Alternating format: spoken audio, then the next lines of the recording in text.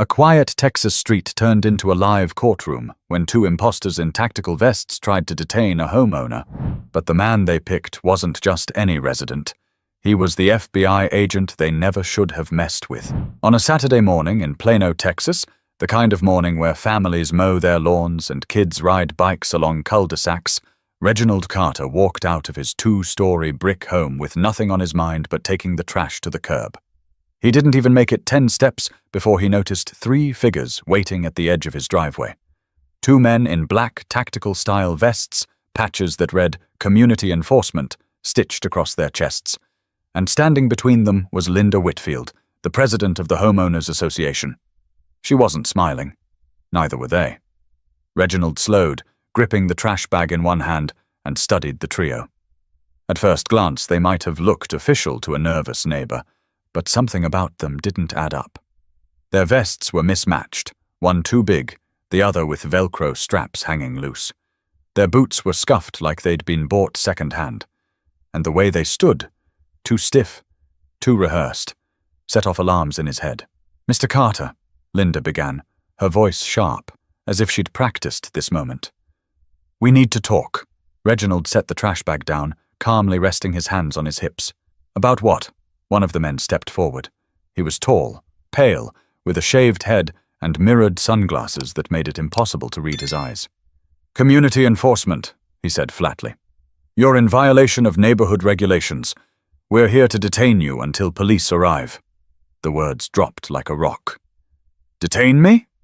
Reginald repeated, his tone low, almost amused. Linda crossed her arms tightly. "You've ignored repeated notices, and this has gone too far. We can't have someone undermining our community rules. These men are here to make sure you comply." Reginald raised an eyebrow, looking from Linda to the 2 so-called officers. "And what exactly are the charges?" The second man, shorter, broad-shouldered with a messy beard, pulled a folded piece of paper from his vest.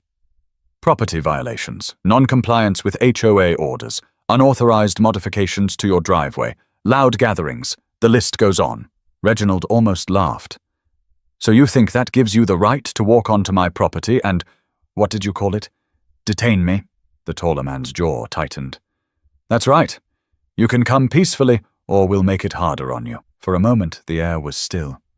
The neighborhood seemed to pause, like the world itself was listening. From a few houses down, Reginald caught a curtain shift. Someone was watching. Then another. He knew the pattern. Eyes behind blinds, phones in hand. Reginald took a slow step forward, his voice calm but edged with steel. "Let me explain something to you. There is no such thing as community enforcement. You're not law enforcement, you don't have any authority here, and you're trespassing." Linda's cheeks flushed. "Don't talk to me about authority, Reginald. You think you're above the rules because of who you are.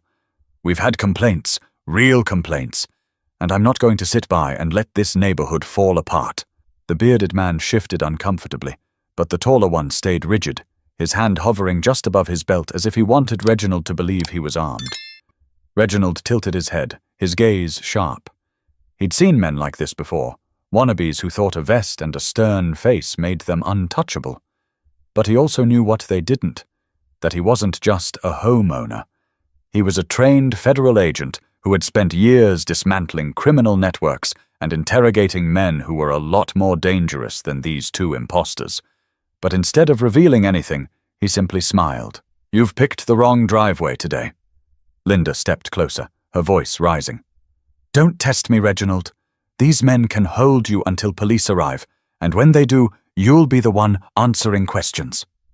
That was when Reginald finally dropped the trash bag to the ground. The bag split slightly, a soda can clattering across the concrete, the metallic sound echoing down the block. It wasn't the sound of surrender. It was the sound of a man planting his feet, preparing for a confrontation that wasn't going to end the way Linda thought. Neighbors pressed closer to their windows. A teenage boy across the street raised his phone, hitting record. The moment was bigger than a homeowner and an HOA president. It was about to become a neighborhood spectacle. But as tense as things already looked, the real test of control was still ahead. The silence between them didn't last long. The taller man took a bold step forward, boots scraping against the concrete as if he wanted to stake his claim on Reginald's driveway. His mirrored shades reflected back the calm expression on Reginald's face, but inside, the imposter was itching to prove himself. "Sir, don't make this difficult," the man said, his voice rigid. "You're being non-compliant. That means we have the right to escalate." Reginald's lips curved into something close to a smirk. "Escalate? You're standing on my property with no badge, no legal authority, and no clue how deep in trouble you already are. You've got 30 seconds to back off before you regret this stunt." Linda snapped her head toward him, her voice dripping with irritation. "You think threats are going to make this better? You've ignored letters, warnings, and fines. The HOA exists to keep this neighborhood safe and respectable. People like you—" She caught herself mid-sentence, her mouth tightening, as if she'd almost said too much. Reginald caught it instantly, his eyes narrowing. "People like me, huh? Careful how you finish that thought, Linda," the bearded man interjected, trying to reassert control. "Look, this doesn't need to get ugly. Just come with us. We'll wait for the officers, clear this up, and maybe they'll go easy on you." "Officers?" Reginald asked flatly. "You mean the actual police? Or the fake badges you two probably ordered online?" The taller man stiffened, but his partner glanced at Linda with unease. She pushed forward, determined to keep the illusion intact. "These men are authorized by the HOA board to ensure compliance. We don't have to answer to you." Reginald chuckled softly, shaking his head. "Linda, listen to yourself. You brought 2 grown men in bargain bin tactical gear to my driveway. You really think that's how the law works?" By now the audience around them was growing. Curtains moved in nearly every house on the street, and more phones appeared in windows. Someone had even stepped onto their porch, filming openly. Reginald's voice dropped low, meant for the imposters but audible enough for the neighbors watching. "You want to know what real authority looks like? It's not 2 men playing soldier. It's training. It's law. It's accountability. And I promise you the real cops will be very interested in this little performance."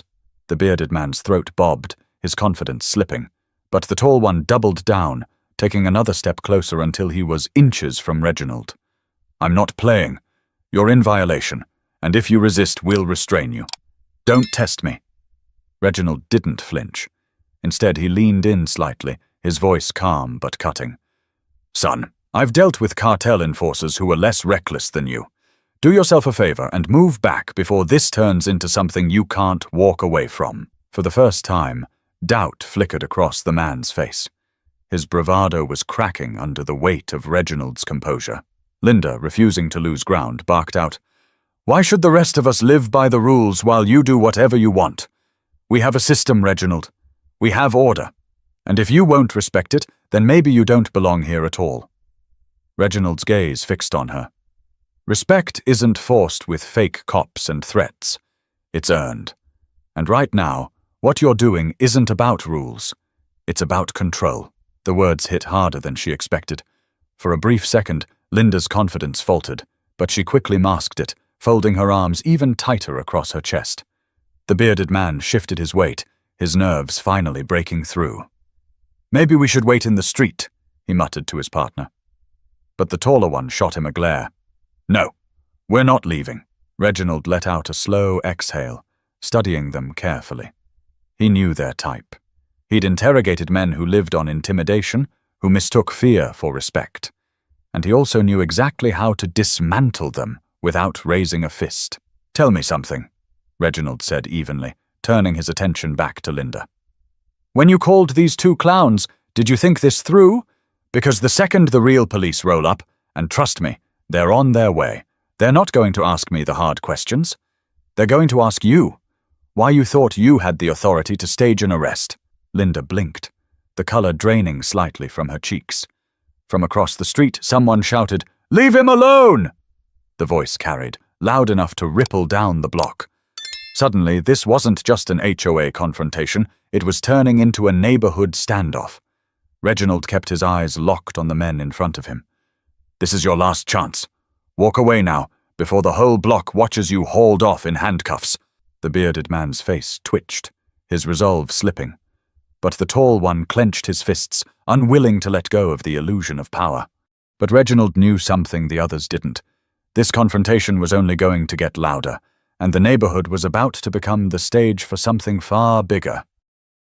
By now, the street was alive with attention. What started as a tense exchange in Reginald's driveway had turned into a live spectacle. Curtains weren't just shifting anymore, windows were opening. Doors cracked ajar.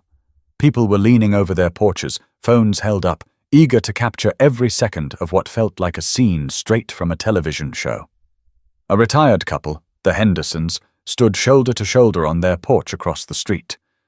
Mr. Henderson shook his head, muttering loud enough for anyone nearby to hear. "Never seen anything like this. What's she thinking, bringing fake police into this neighborhood?" His wife whispered back, "I told you Linda would go too far one day." Reginald caught their words in fragments, but he kept his focus on the two imposters. His mind was sharp, cataloguing every detail, their sloppy gear, the way the taller man kept glancing down the street, as if expecting backup that wasn't coming, the restless twitch of the bearded man's hands. They weren't professionals. They were actors in a play that was starting to crumble. From the sidewalk, a teenager named Marcus Johnson. Reginald had seen him shooting hoops before, raised his phone higher and called out, "Yo, Mr. Carter, I got you on live. Thousands are watching." The taller imposter snapped his head toward him. "Put that down," he barked, taking a threatening step in the boy's direction. That was the wrong move. Reginald shifted instantly, cutting his body between the man and the teen. His voice sharpened, cold and steady. "You even think about touching that kid, and this ends right here." The imposter froze, realizing for the first time that Reginald wasn't intimidated, not even close. Linda, flustered, tried to regain her footing. "This is a neighborhood matter. None of you should be interfering." Her words carried, but they only fueled the crowd.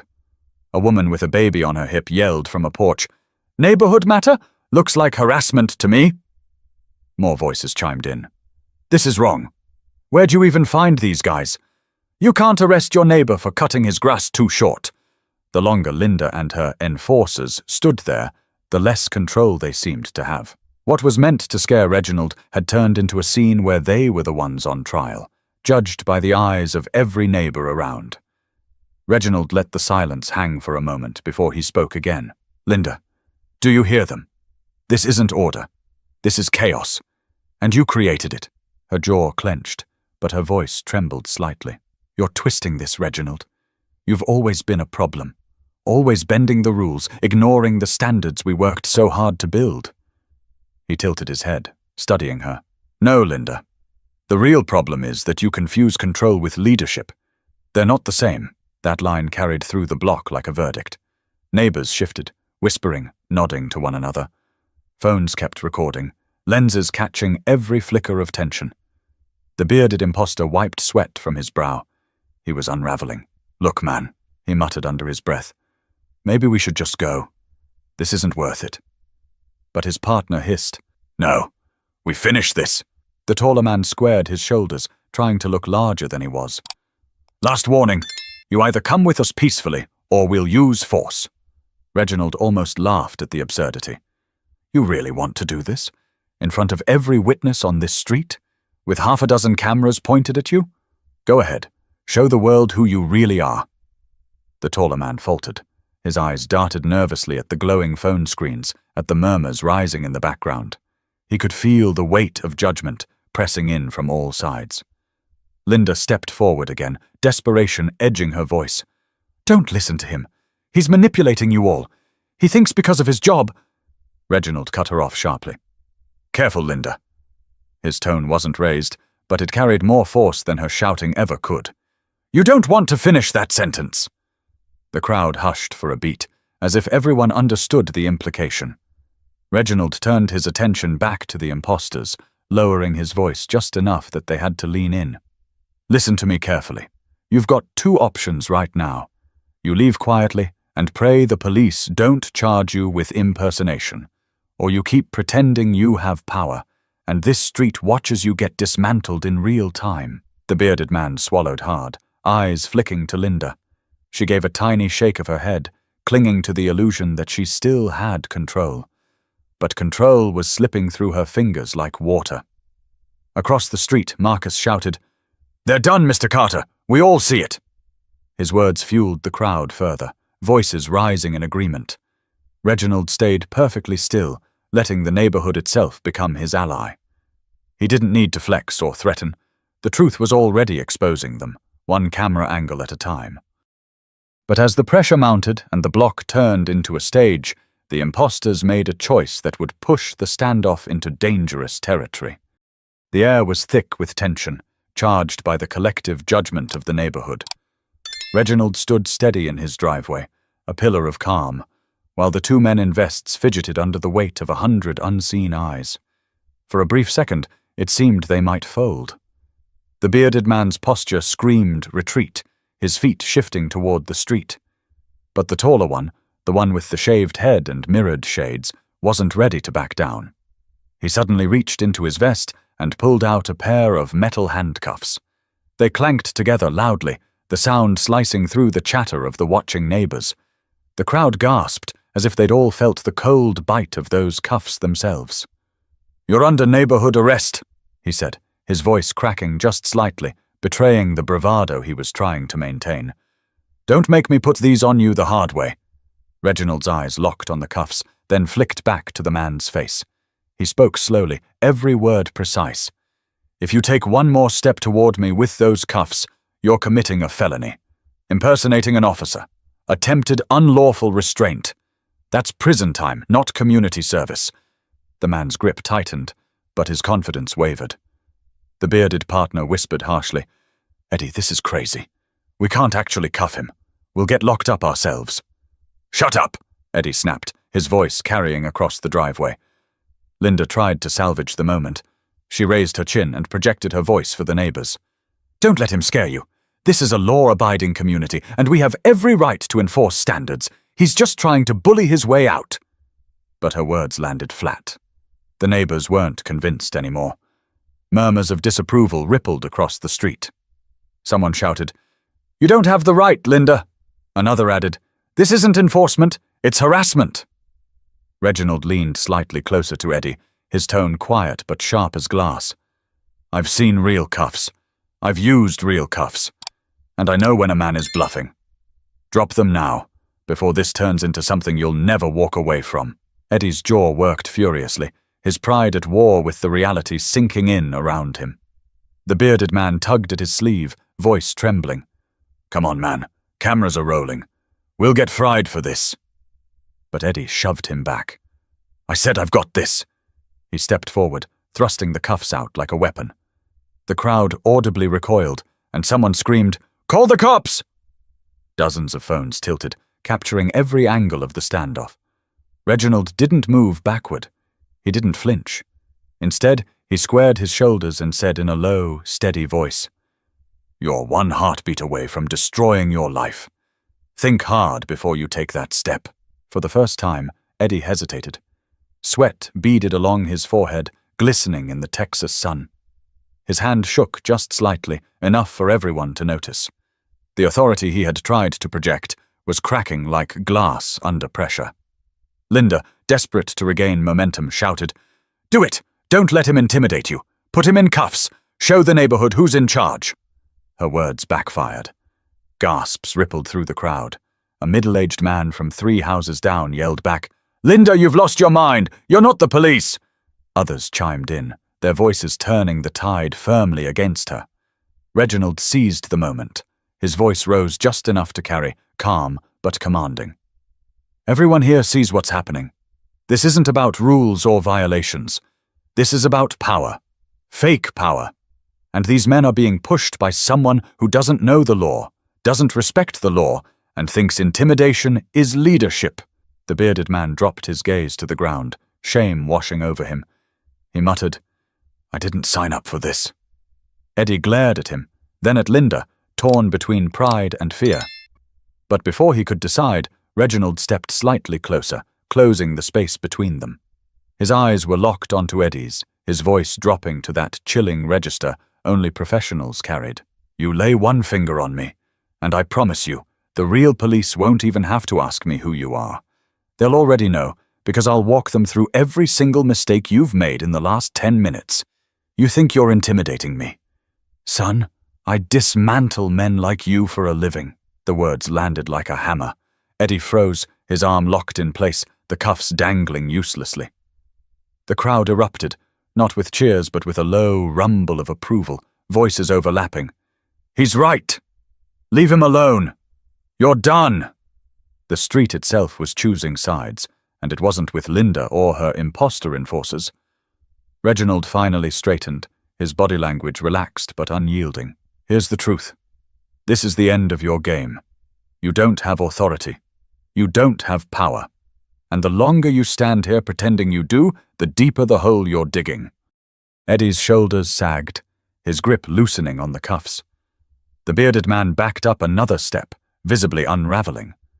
Linda, however, looked like she might explode, her face flushed red, her voice breaking into a shriek. You don't belong here! You never have! That's why you're fighting so hard! The words hung in the air, ugly and raw. The neighbors' murmurs sharpened into outrage. Someone yelled, That's enough, Linda! Another voice, louder this time, You're exposing yourself!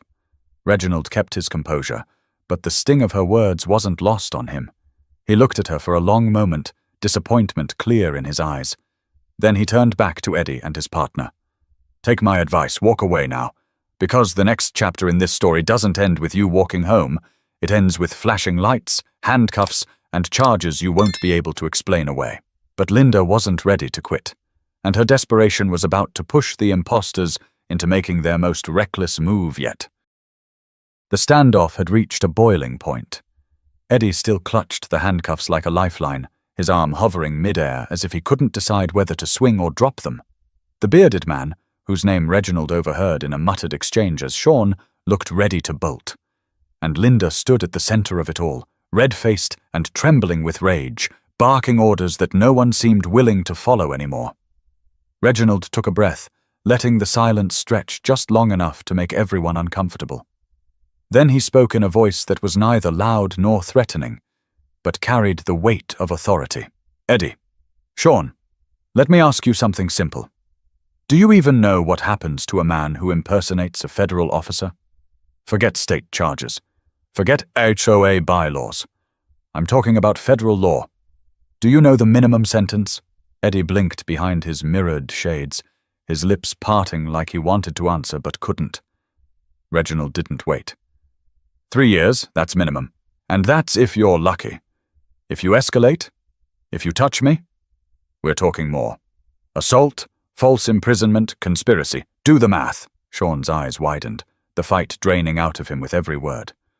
Linda, he's not joking, he whispered harshly, but everyone nearby still heard it. Linda snapped back. Don't listen to him. He's bluffing. He wants you scared so you back down. Reginald shifted his gaze to her, calm but cutting. You've already lost, Linda. The crowd knows it. Your neighbors know it. And deep down, you know it too. The crowd murmured in agreement. A woman holding her toddler muttered, He's right.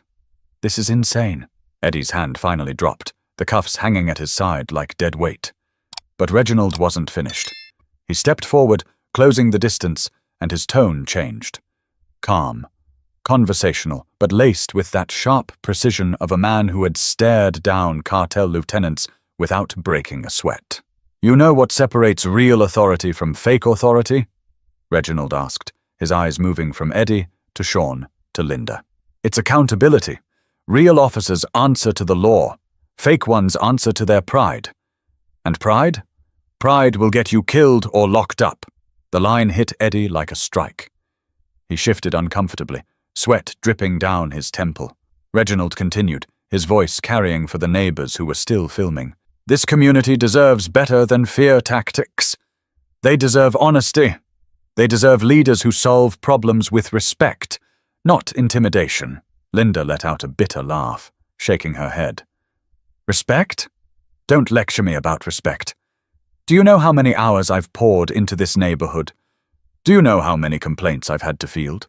People want order, Reginald. They want someone to stand up and keep things proper. Order doesn't come from force, Reginald replied evenly. It comes from trust. And trust is gone the second you drag in imposters with fake vests and threaten your neighbors. Eddie swallowed hard, his voice barely above a whisper. Maybe he's right, Linda. Maybe we should just go. No, Linda snapped, spinning toward him. If we walk away now, we lose everything. Everyone here sees this. They'll think I can't handle my job. Do you want that? Sean finally spoke louder, his patience gone. You think this is about your reputation? I'm not going to jail for you, Linda. I didn't sign up for this mess. He ripped the Velcro patch off his vest and tossed it onto the pavement. The cheap fabric fluttered against the driveway like a confession. Gasps rippled through the neighborhood. Phones zoomed in. The illusion was breaking apart piece by piece. Reginald's gaze returned to Eddie. That's one down. What about you? Eddie's hands trembled, the cuffs rattling against his thigh. For the first time, his bravado cracked enough for Reginald to see the scared man behind the mirrored shades. Think carefully, Reginald pressed, his voice low, almost intimate now. Linda won't be there when the police start asking questions. She won't sit beside you in the courtroom. She won't do your time. She'll save herself. And you'll be the one wearing real cuffs. The crowd was silent, hanging on every word. Eddie finally let the handcuffs slip from his hand. They clattered against the pavement, the sound ringing louder than Linda's protests. No! Linda shouted, stomping her foot like a child denied candy. Pick them up! Don't let him win! But Eddie didn't move. He backed away a single step, his chest heaving with the weight of regret. Reginald took that moment to drive the final nail in. He straightened, looking directly at Linda. Leadership isn't about winning, Linda. It's about responsibility. And you've failed yours. The neighbors erupted, not with applause, but with a rising tide of voices. He's right. She's gone too far. We don't want this in our neighborhood anymore. Linda looked around, her face pale now, realizing the power she thought she had was slipping through her fingers faster than she could grasp. Reginald bent down, picked up the cuffs Eddie had dropped, and held them up for the crowd to see. This is what happens when you confuse control with justice. When you mistake fear for respect. But this isn't justice, it's fraud. The cuffs gleamed in the sun as if to punctuate his words. But before the neighborhood could fully absorb what had just happened, Eddie made a reckless choice that threatened to turn words into violence. The tension should have broken when the cuffs hit the ground, but Eddie wasn't finished. His pride wouldn't let him walk away. With sweat dripping down his temple and his chest rising sharply, he lunged forward, shoving past Sean and closing the gap between himself and Reginald. The crowd gasped in unison. Phones tilted, capturing every angle. Someone shouted, "Don't touch him!" But Eddie either didn't hear or didn't care. He reached for Reginald's wrist, intent on forcing the cuffs back into play. That was his final mistake. In one fluid motion, Reginald's training kicked in. He sidestepped, seized Eddie's arm, and twisted it behind his back with surgical precision. The cuffs Eddie had dropped moments earlier were now in Reginald's hands, snapping shut around Eddie's own wrists before the man could even process what had happened. Eddie cried out, more from shock than pain, and stumbled to his knees. The entire exchange had taken less than 3 seconds, and the crowd roared with disbelief. Someone yelled, "Did you see that?" Another voice echoed, "He didn't even fight back. He just moved." Reginald didn't gloat. He simply held Eddie in place with minimal force, his voice calm, professional, as though he were conducting business. "You're done. Don't resist. It'll only make it worse." Linda's face twisted in horror. "What are you doing? You can't arrest him." Reginald's eyes snapped to her, sharp and cold. "You're right. I can't. But I can detain him for impersonating an officer until real law enforcement arrives. And considering he just attempted to assault me on my own property, the charges keep stacking." The neighbors erupted again. Some clapped. Others shouted in outrage at Linda. "You set this up. You pushed them too far. This is on you, Linda." Sean, who had already stripped off his vest, took several steps back, his hands raised. "I'm out. I'm done. I didn't sign up for this." His voice cracked with genuine fear. "Lady, you never told us he was law enforcement." Reginald's voice cut through, calm and steady. "That's because she didn't know." Linda blinked. momentarily disarmed. "What are you talking about?" Reginald straightened, keeping Eddie restrained with one hand. His other hand reached into his back pocket, pulling out a worn leather wallet. He flipped it open with practiced ease, holding it high enough for everyone, including the dozens of cameras pointed at him, to see the gold badge glinting in the sunlight. "I'm Special Agent Reginald Carter," he announced. "Federal Bureau of Investigation." The street went silent. The only sounds were the rustle of leaves in the breeze and Eddie's ragged breathing as he knelt cuffed on the driveway. The neighbors stared, their shock tangible. Mrs. Henderson across the street clutched her husband's arm and whispered, "I knew he carried himself different." Marcus, the teenager still filming, shouted, "No way! FBI! He's FBI!" The phones caught every second. The badge, the authority in his voice, the look on Linda's face as the truth sank in. Reginald's eyes never left her. "You came onto my property with imposters, Linda. You endangered your own neighbors, thinking intimidation would give you control. But you didn't do your homework. You had no idea who you were dealing with." Her lips quivered, but she tried to recover. This is abuse of power. You can't just—" He cut her off, his voice like steel. "Abuse of power? That's rich, coming from the woman who staged a fake arrest over an HOA dispute. What I'm doing is lawful. What you did is criminal." The neighbors murmured again, this time with an edge of disgust. Every word Linda tried to speak only buried her deeper in shame. Reginald adjusted his grip on Eddie and addressed the crowd. "Let's be clear. This isn't about lawn height or driveways. It's about people pretending to have authority they don't. People who think fear is leadership. That ends today." Eddie groaned, his pride shattered, while Sean stood frozen on the edge of the driveway, looking like he wanted to melt into the ground. Linda finally shouted, desperation boiling over, "You're making a spectacle of this! You're humiliating me!" Reginald's expression softened, though his tone didn't. "No, Linda, you did that yourself. You let pride blind you. You put this entire neighborhood at risk because you couldn't stand the thought of losing control." Phones kept rolling. The evidence was undeniable. Eddie was breathing heavily now, sweat soaking through his shirt, while Sean looked like he might run at any moment.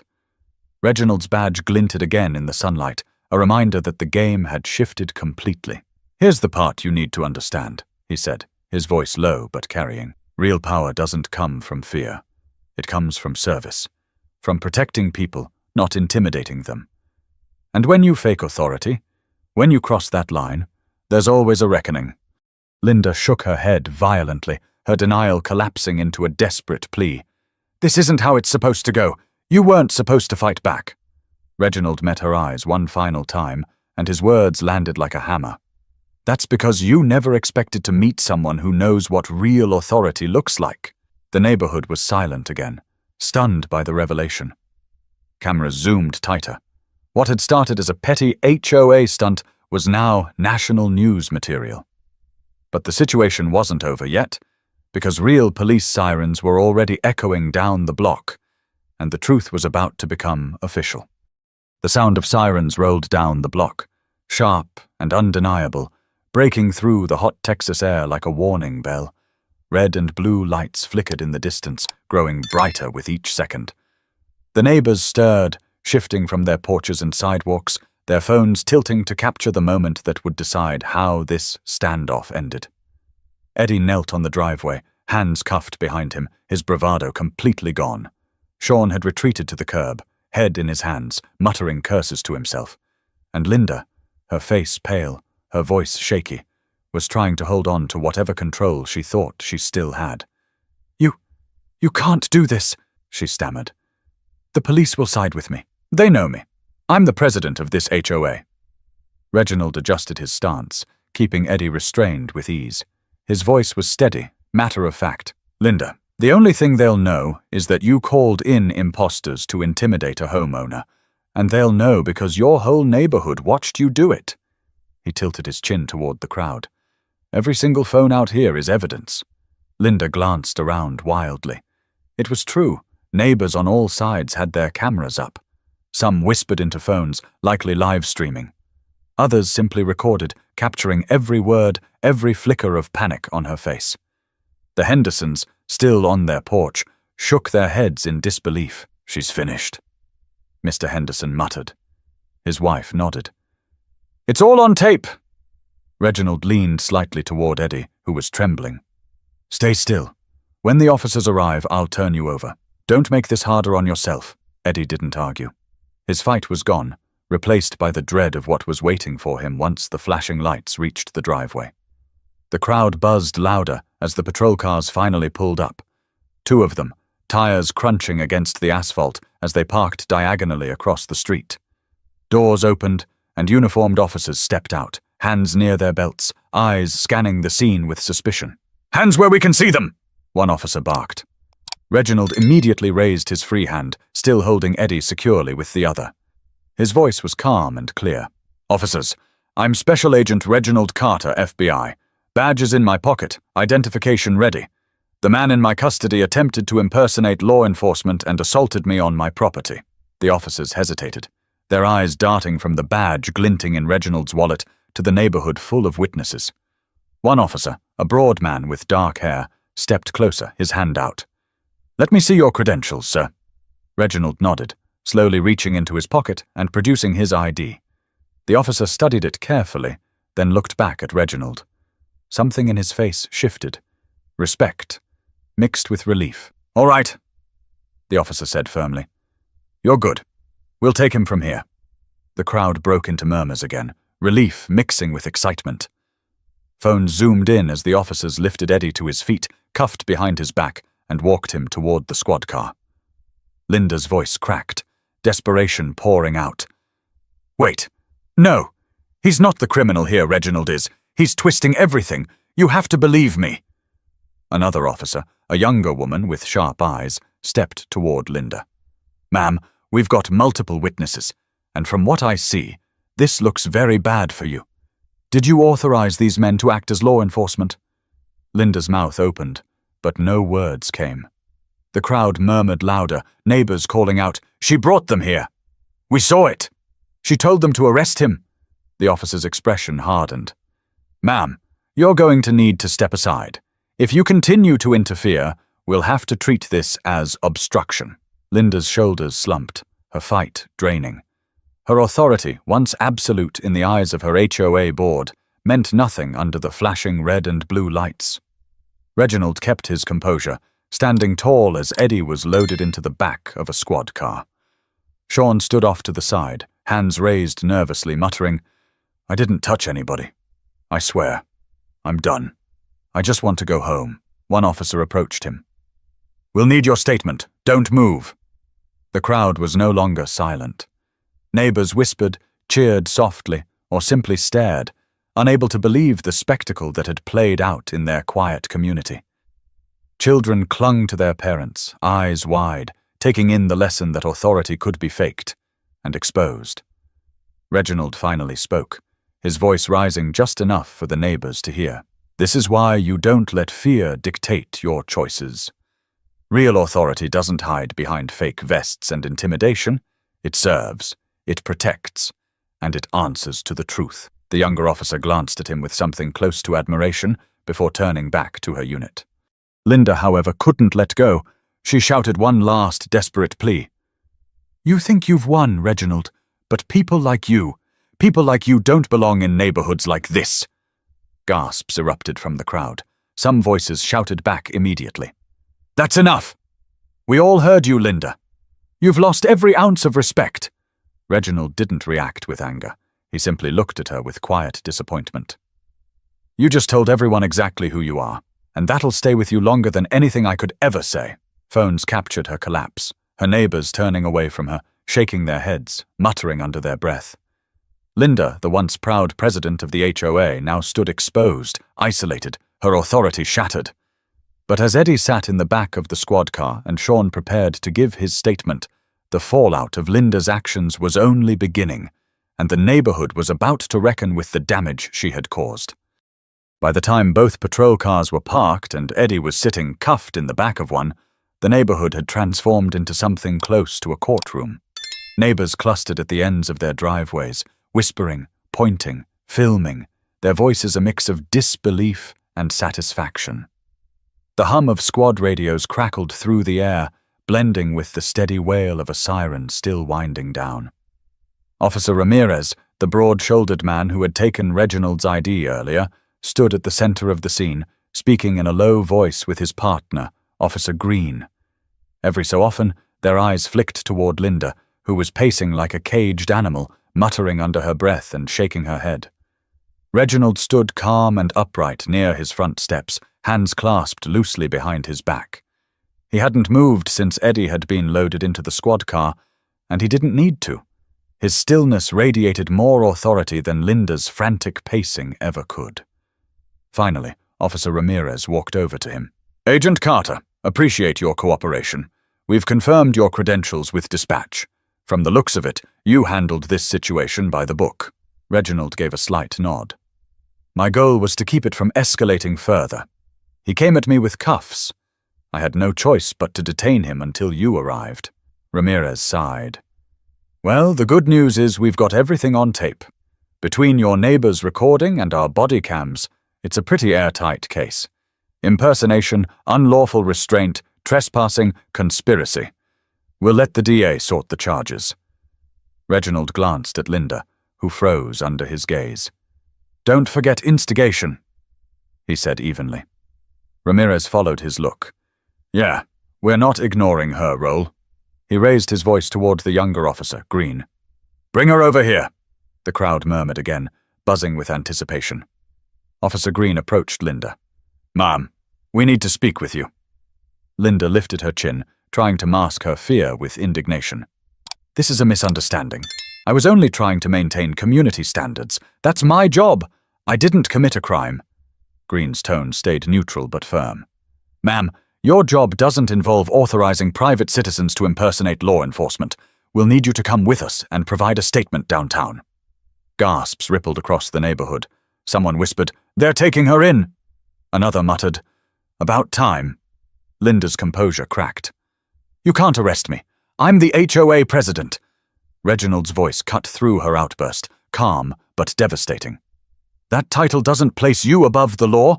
If anything, it means you should have known better." Phones zoomed in, capturing her face as the truth sank in. Green placed a hand gently on her arm, guiding her toward the squad car. She resisted at first, pulling back, but the officer's grip tightened just enough to show she didn't have a choice. The neighbors muttered again, some recording, others whispering as Linda was escorted past them, her authority stripped away in real time. Sean, still lingering at the curb, spoke up nervously. "Am I going to jail too?" Ramirez turned to him. "We'll need a full statement from you. Depending on your role, that'll determine whether charges stick. Best thing you can do is cooperate." Sean nodded quickly, wiping sweat from his forehead. "I'll talk. I'll tell you everything. I didn't want this to go this far." Ramirez gave him a curt nod before signaling another officer to escort him aside. Reginald exhaled slowly, finally letting some of the tension leave his shoulders. The neighbors' voices swirled around him, a mix of admiration, relief, and quiet awe. A few clapped softly. One man called out, "You handled that better than anyone else could have." He didn't respond to the applause. He simply looked at the officers and asked, "What happens next?" Ramirez answered, "We'll book Eddie and Linda, get their statements, and file charges. Sean's involvement will depend on what he admits. After that, it's up to the courts. You'll likely be asked to testify." Reginald gave another nod. "That's fine." His eyes swept across the neighborhood, meeting the stares of his neighbors. "The important thing is that this street is safe again." Officer Green stepped closer, lowering her voice. "You know, Agent Carter, we don't usually walk into scenes like this where the suspect's already cuffed and detained. You made our job a lot easier today." Reginald's tone stayed professional. "I didn't want blood on anyone's hands. That's always the goal. Control without chaos." But the irony wasn't lost on him. The neighborhood was far from calm. For years, Linda had ruled with an iron fist disguised as community leadership, and tonight, that illusion had shattered in front of every single resident. The Hendersons whispered to each other, their eyes on Reginald. "He's not just a neighbor anymore," Mrs. Henderson said softly. "He's the one who protected us from her." Her husband nodded. People are going to remember this. As the squad cars prepared to pull away, one carrying Eddie and the other Linda, the crowd lingered, unable to look away. The flashing lights painted the brick homes in red and blue, a reminder that their neighborhood had changed forever in a single afternoon. Reginald stood tall, silent, his gaze fixed on the departing cars. He hadn't asked for any of this, but he knew the fallout was only beginning. But what no one on that street realized yet was that the aftermath, the fallout in the days that followed, would change their community far more than this one confrontation ever could. The following days in Plano felt like the neighborhood was living under a magnifying glass. The flashing lights may have left, but the tension hadn't. What had played out in Reginald's driveway didn't just end with 2 people in the back of squad cars, it spread through the block like wildfire. By Sunday morning, everyone had seen the videos. Clips were circulating on Facebook groups, shared on Nextdoor, even making their way to local news stations. The headline scrolled across one Dallas news channel. HOA president detained after confrontation with FBI agent neighbor. For neighbors who had quietly resented Linda's heavy-handed approach, it felt like vindication. Mrs. Henderson waved at Reginald from her porch the next morning, her voice carrying across the street. "You did this community a service. Don't you forget it." Others weren't as vocal, but their glances spoke volumes. Some looked at Reginald with newfound respect, others with unease, because no one had expected that the man who waved politely while mowing his lawn was an FBI agent capable of handling danger with surgical precision. Linda's absence was glaring. Her house sat dark, the blinds drawn, her car gone. The HOA board sent out a carefully worded email by Tuesday. The association will be conducting a special meeting to address recent events and determine next steps in leadership. Neighbors read between the lines. Linda was finished. But the fallout wasn't just about Linda. Eddie's mugshot had been plastered across local news sites. His background revealed a trail of minor criminal charges, petty theft, disorderly conduct, unpaid fines. Nothing suggested authority, but everything suggested desperation. Sean, meanwhile, was cooperating fully, giving statements to police about how Linda had recruited them with promises of community enforcement pay. He admitted she had stoked their egos, told them the neighborhood needed strong men to keep people like Reginald in line. The revelation disgusted most neighbors. In hushed conversations over hedges and driveways, the truth spilled out. Linda had been complaining about Reginald for months, using coded language, hinting that he wasn't a good fit for the neighborhood. By Wednesday, a group of residents gathered in the community park for an informal meeting. Reginald hadn't planned to attend, but when he walked by on his evening jog, the group waved him over. "Agent Carter," one man called out, his tone respectful. "We just want to thank you. What you did, it showed us all what was really going on." Reginald slowed, catching his breath, shaking his head. "I didn't do it for recognition. I did it because it was the right thing to do. I live here too. My family lives here. And I wasn't about to let intimidation rule this street." A woman holding her daughter's hand spoke up. "But it's bigger than that. You showed us that fear only works if we let it." Linda's been making people feel small for years, and no one pushed back. Until you. Reginald's gaze softened. He crouched slightly so he was eye level with the little girl. "That's the lesson you need to remember. Bullies get power when good people stay quiet. But when you stand your ground, when you speak truth, fear loses its grip." The girl smiled shyly, clutching her mother's hand tighter. Word of Reginald's role didn't stay local for long. By Friday, a national morning show picked up the story. The clip of him calmly showing his badge while holding Eddie restrained played on a loop, the anchor describing it as a moment where truth cut through false authority. But Reginald never leaned into the fame. When a reporter stopped by his house for a comment, he politely declined. "This isn't about me," he said. "It's about accountability. That's the story." Behind the cameras, however, he couldn't help but reflect on what it meant. For years, his work at the Bureau had been about dismantling networks far larger and more dangerous than one overzealous HOA president. Yet here, on his own street, he'd faced something just as corrosive: misused power dressed up as leadership. At the next HOA meeting, the board voted unanimously to remove Linda from her position. Her chair sat empty, symbolic of how far she had fallen. A new president was chosen, someone quieter, humbler, someone who promised transparency and collaboration. Still, the wound lingered. The neighborhood wasn't going to forget the day its leader had tried to weaponize fake authority against one of their own. Parents talked about it with their kids. Teachers at the local elementary school even used it as an example in class discussions about honesty and responsibility. For Reginald, the fallout was less about Linda's downfall and more about the conversations it sparked. Neighbors who had barely spoken to one another were suddenly talking about what community meant, what leadership should look like, and why accountability mattered. One evening, as he stood watering his front lawn, Marcus, the teenager who had live-streamed the whole incident, approached him. "Mr. Carter," he said almost shyly, "that video's at 1 million views now. People keep saying you're a hero." Reginald smiled faintly. "I'm not a hero, Marcus. I'm just a man who refused to be bullied." Marcus tilted his head, thoughtful. "Yeah, but you showed us all how to do it." Reginald looked down the street, where kids were riding bikes again and neighbors were chatting on porches. The block wasn't perfect, but it felt lighter now, freer somehow. "Maybe that's the real win," he said quietly. But even as peace returned to the street, Reginald knew there was still one more lesson to share, the kind of truth that could outlast any HOA rule or neighborhood feud. Saturday morning came again, 1 week after the confrontation that shook the neighborhood. The air was calmer, the lawns freshly cut, kids racing their bikes without parents peering nervously through blinds. Yet the echoes of that day still lingered. Every time someone passed Reginald's driveway, they glanced at it like it was a landmark, the place where truth stood taller than intimidation.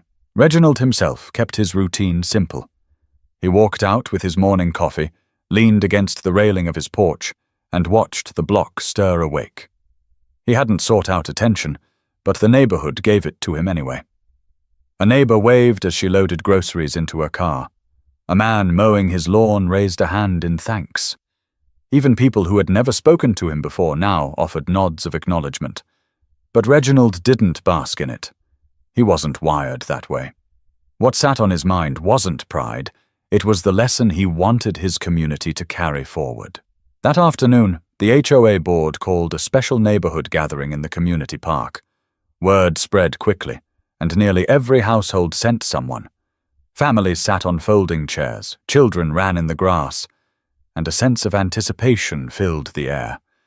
When Reginald arrived, conversations hushed. He wasn't there as an official speaker, just as a neighbor. But the board chair, a quiet man named Harold Jennings, who had just been voted interim president, asked him to address the group. Reginald hesitated at first, then stepped forward. He didn't raise his voice much, but the crowd leaned in, hanging on his words. "Last week," he began, "we all saw what happens when authority is faked, when power is used to intimidate instead of protect.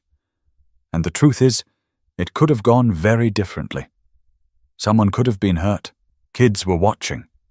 Phones were recording. Lives could have been ruined far worse than they already were."